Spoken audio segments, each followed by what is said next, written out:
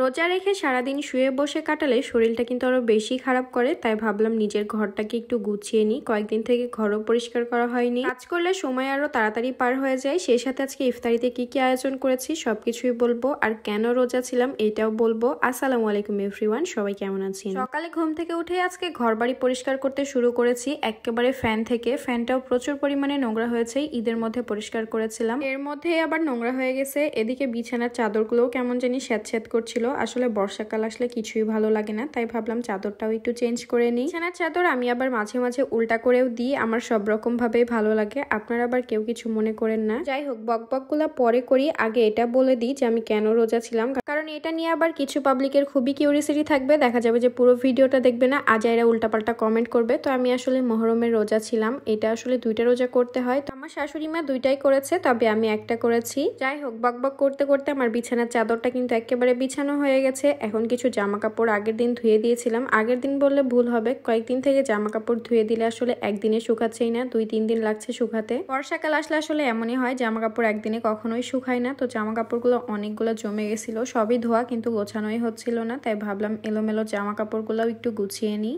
আর আমি রুম পরিষ্কার করে গোছানোর পর এটা খুব বেশি সময় থাকে না, খুব জোর হলে 1 থেকে 2 ঘন্টা থাকে। পরে আমার মেয়ে আবার সবকিছু এলোমেলো করা শুরু করে দেয়। ছোট বাচ্চা কি আর বলবো, বকাবকি করি, তারপরেও আসলে ও শোনে না, মাঝে মাঝে অনেক রেগে যায়, তারপরেও কি করব, নিজেকে কন্ট্রোল করতে হয়। এই যে দেখেন, বিছানা ঝাড়া ঝাঁটাটা ভেঙে কি করেছে, একটা খিলও রাখে নাই। পরে আমার শাশুড়ি মা আবার ঝাঁটা বাঁধার খিল দিয়ে বিছানার চাদর ঝাড়ার জন্য একটা বেঁধে দিয়েছে। কোনোরকম ভাবে এখন ওইটা দিয়ে চালাচ্ছি, বাজারে আসলে যাওয়ার সময়ই হচ্ছে না। এদিকে আমার বই খাতাগুলোও খুবই এলোমেলো হয়ে আছে, আর আমার রুমের মধ্যে কিন্তু একটুও জায়গা নাই। এই সোফাগুলো ঢুকিয়ে আমার রুমটা পুরোটাই বুক হয়ে গেছে। ঘর বাড়ি না সারা পর্যন্ত আসলে রুমে আমি তেমন কিছু নিতেও পারছি না। অনেকেই বলবেন যে আপু তোমার রুমে তো তেমন কিছুই ফার্নিচার দেখলাম না। আসলে নেওয়ার অনেক কিছুই ইচ্ছা আছে, তবে আসলে জায়গার অভাবে নিতে পারছি না। ইচ্ছা আছে ঘর বাড়িগুলো একেবারে সারার পরে বাকি ফার্নিচার গুলো নিব, তাহলে আসলে ভালো হবে। যাই হোক, ঘর তো কোনো রকম গোছানো হলো, এখন কোনো রকম ঝাড় দিয়ে এই ওয়ার্ড্রোবটা আবার মুছছি। এই ব্ল্যাক কালারের জিনিস নিয়ে খুবই বিপদে আছি, খুবই তাড়াতাড়ি নোংরা হয়ে যায় আর খুবই বাজে লাগে দেখতে।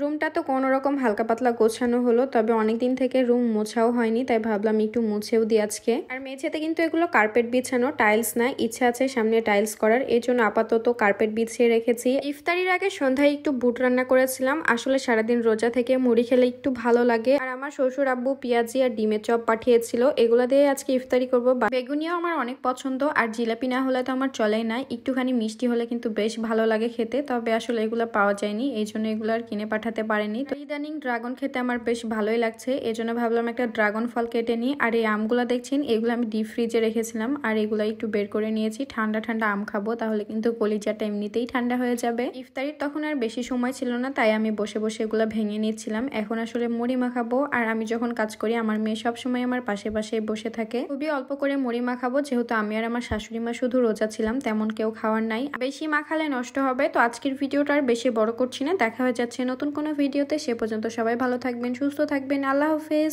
আসসালামু আলাইকুম।